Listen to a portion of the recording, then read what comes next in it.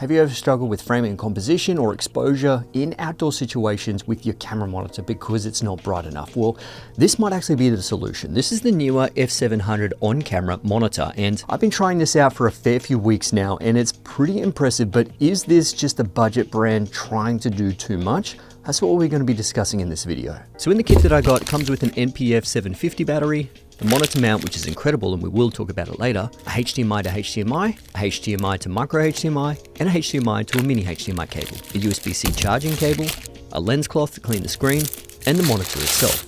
Now the F700 has a headphone jack, an 8.4 DC power out, a 5-volt USB-C port, quarter 20 screw at the bottom, and an SD card port.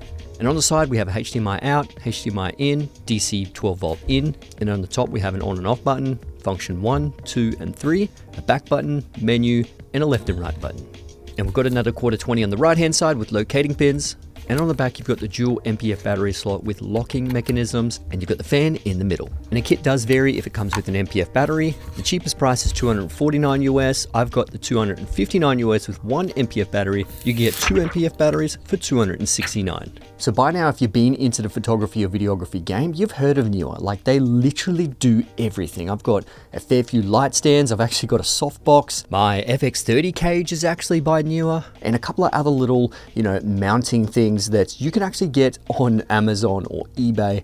They literally do everything. And I actually didn't know they did camera monitors, but hey, we have the F700 with us, and I'm pretty impressed so far, specifically when it comes to the outdoor shots. Now, I generally do a lot of indoor shooting, but there are some situations where I've actually filmed some athletes outdoors, and I've had to choose the brightest camera monitor that I have, or a camera monitor that actually has a sun hood, so I could pretty much see everything. But this thing is incredibly impressive. Now, I know there's a lot of companies out there that state they have, 2200 nits, 2400 nits. This actually has 2000 nits, but it actually feels like it's true 2000 nits. It feels like it actually is bright enough that I can see. And you can see the difference between the FX6 monitor, you've got the Neewer F700 monitor, and then the Ninja 5 monitor here. The brightness and clarity is just unmatched. And the last thing you want is your exposure to be up or down, it's being out of focus, or just your framing composition being off because you couldn't actually see the screen. This could be a really good solution for you. Now, I did actually use it on a CrossFit shoot with my FX6, but when it comes to shooting with my FX6, I generally use monitors that have SDI, but luckily the FX6 has SDI or HDMI out. So I did just want to test it with that, but this will actually pair really well, with other cameras that only have HDMI. Now, 7-inch monitors for me is my go-to. I absolutely love that size. 5-inch is kind of a little bit too small. It really does depend on obviously what camera system you're using and obviously what setup you've got, but with the FX6, 7-inch works perfectly fine. And you can see exactly what it looks like mounted directly to the Nikon Z8 and straight onto the hot shoe on top. It actually seems pretty decent size. I thought 7-inch would look a little bit too big, but I think it really suits this camera body and should be perfectly fine with other mirrorless cameras. Now, using it on set was really interesting because this is probably one of the best touchscreens I've ever used. And I'm not just saying that. This literally is so responsive. It is so easy to touch and use, and I'm not sure why. I'm not 100% sure how it works, but in my opinion, it works very similar to, say, like a smartphone or iPhone in terms of touch sensitivity. It's fantastic. And if you are in colder situations and want to try and use this with gloves, it really depends on which gloves and how thickness of the glove is to if it's going to be working on this screen. This thin version works perfectly fine, whereas my thick snow gloves don't really work, but no monitor really works with any kind of gloves. But this particular glove, you can actually take your finger out and start using the monitor. I'll actually link that one in below. Now, we'll talk a little bit more about it when we actually have a look at the user interface, but this actually allows you to load in your custom LUTs, but it does have 15 LUTs already preloaded, which is generally for the main camera brands. But you can see here, I've got the Sony S-Log3 LUT on my FX6, and you can see on my FX6 screen, I just have it in log. So let's dive directly into the monitor and see one of the best things about this, and that's the user interface. Okay, we're going to jump directly into the user interface right now. So we have the first one. You can go up here to exposure assist, the drop down menu. You do have false color. So you've got the full spectrum or the ARRI false color. Now, if you haven't used ARRI false color, you can see The purples and deep blues are actually the underexposed images. You can see the legend down the bottom.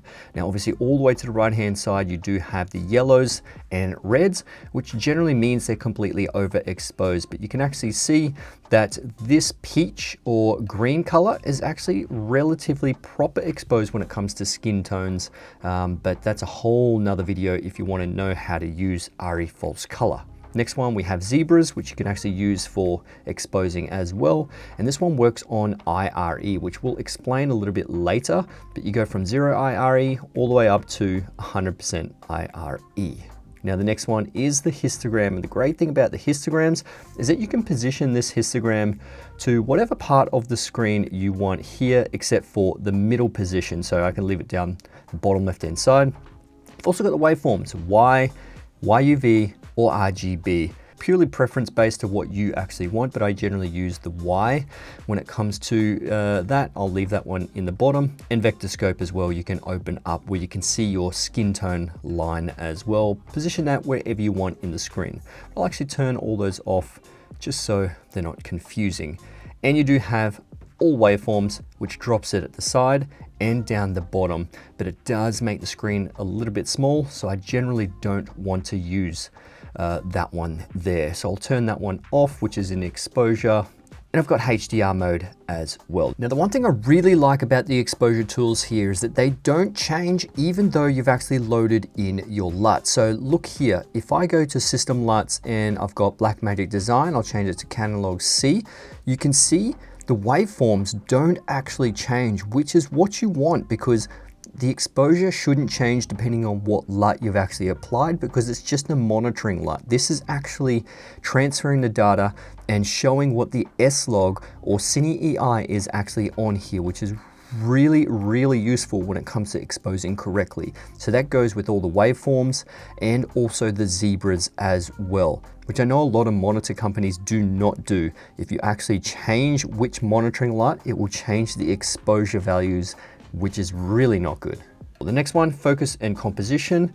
Now this one, you can actually choose a single color. So if you actually have this as a first AC monitor, you can go the whole screen red, the whole screen blue, the whole screen, green, whole screen blue, and then your whole screen black and white. Sometimes black and white actually makes it a little bit easier to see your focus peaking marks. I've actually done this a few times before being first AC, turning it black and white, and running off that, so you can actually start to see a little bit more of the highlights and the shadows. The contrast edges is where the focus peaking will actually work quite well, but I'll turn that one off. You also have, like I said, focus peaking, red, green, blue, or just your white focus peaking. And you have the strength, which obviously changes the thickness of that focus point. Center marking, which you can see there, I always have a nice center mark so I can see where my center point is. Safety area is kind of nice to have because you can see a whole bunch of different framing and making sure that you want to keep everything within that frame. It's up to you if you want to try and make it a wider frame and just frame everything else inside. Gives you a chance to crop in post and move things around, or if you just turn it off and frame it as is. Now, ratios, you have different framing markers, your 4:3s, your 16:10, 16:9, 1.8, 5:1, and then you've got your CinemaScope ratios as well, which is kind of nice to have, and you can change colors with that one. Now, grid lines, you can also do your rule of thirds grid lines, which is a 3:3. Do a whole bunch more grid lines. It's purely up to you how you shoot with that one. And audio markers, you can actually turn the audio down the bottom, which obviously allows you to, monitor your audio on the screen. Now we'll go over to the LUT configuration. So like I said, you have system LUTs already in here. I've got it on S-Log 3, but you can actually have, there's 15 LUTs. You've got the Blackmagic Design, you've got Canon C-Log. I'm not sure what C-Log it is because C-Log 2, C-Log 3 are wildly different. DJI D-Log, you've got Panasonic Cine D, Panasonic V-Log, you've got Red Log for the Dragon, Red Log for the Dragon Color 2, Red Log for Red Color, and Red Log for Red Color 3 and Red Color 4. S-Log, S-Log 3, S-Log 2, RE-Log-C SUP 2 and RE-Log-C SUP 3 and 4. So obviously I'll go S-Log 3. Now if you do want to load your custom LUTs in, all you need to do is hit custom load, put the SD card in, and then just search, and it will load in your LUTs into the system. Next one, we'll go to display setting. You can see this changes the aspect ratio of the display, but I don't like to do that. Keep it on auto. It just obviously depends on your workflow. You can flip the display if you mount this monitor slightly on its side or upside down. Zooming is always good to have for manual focusing. You've got a 1x zoom, and you've also got a 3x zoom in this one. Now I've actually customized a zoom button for one of those function buttons for a lot of my manual focus modes. Pixel to pixel, you've also got scan mode, freeze. So with the fan, you can keep it on auto or completely turn it off, or just have it on high the whole time. It's purely up to you. I like to keep it on auto, let it do its thing. Anamorphic modes, you have 1.25, 1.33, 1.5, 1.79, and 2x anamorphic squeeze. So they don't have a 1.6 times, which kind of sucks because I do have a 1.6 times anamorphic lens, but these are the standard-ish anamorphic lenses that are generally out. Now the system configuration, this is where you can just change the color as well if it's not colored accurate to what you want. Color temperature, you can see here 5600 Kelvin I've left it at. Sometimes 6500 Kelvin looks better in my opinion. Really depends. Backlight, I've actually turned this down to 0. You can see how bright this thing actually gets as well. So sometimes I like to leave it just on standard, but just for this video, it's too bright, so I've had it on 0. You can turn the sound up if you want and monitor the audio through that headphone jack. This will actually customize your function 1, 2, and 3 buttons. You can see here, I've got the zoom, peaking, and false color are my main 3 that I generally use. You can also update the firmware through the SD card, and the status just gives you a whole bunch of readings down here. Now there's a couple of kits that you can actually get with double NPF batteries. I've actually got the kit with the 1 NPF battery, and Neewer make batteries as well. But the great thing I love about these kind of batteries is the USB-C charging. So you don't actually have to have an NPF battery charger. Just plug it directly to a USB-C cord and charge it straight up. Now, speaking of power options, it does draw 22 watts of maximum power, and that kind of is on the higher end when it comes to the 7-inch monitors. I do have another 7-inch monitor that draws about 20 watts of power, and the great thing is I'm happy to announce that this can actually be powered through that USB-C port, even just with the USB-A to USB-C cord that comes with it. But obviously you would probably use a DTAP to USB-C or some sort of powering solution, USB-C to USB-C from a V-mount battery. But it's just great it has the 3 options that you can use for power. Now there is a HDMI in and a HDMI out, and it actually accepts the 4K image directly in, and it can actually pass through that 4K image out, to a video village or a video transmitter. But obviously it depends on that video transmitter if it can transmit 4K signal. But if you are just hardwiring it directly into a video village, then you're going to get that 4K image quality. Now, one of the things that I do appreciate that comes with this monitor is the actual monitor mount itself. Now, this mount here that actually goes onto your cold shoe has this large wing nut style, so you can actually utilize your fingers and make it nice and finger tight. Otherwise, you do have these holes that you can, throw an Allen key directly into it and make it tighter with that. But there isn't any other company that I've seen personally, I mean, you could correct me in the comments below, that actually has this wing nut style to be able to make it nice and hand tight. And the receiving end that goes directly into your monitor is a 1/4 mount, but it also has that locating pin as well. Look, I've seen so many of these monitor mounts from a whole bunch of different brands, but this definitely is the best one that I've actually seen.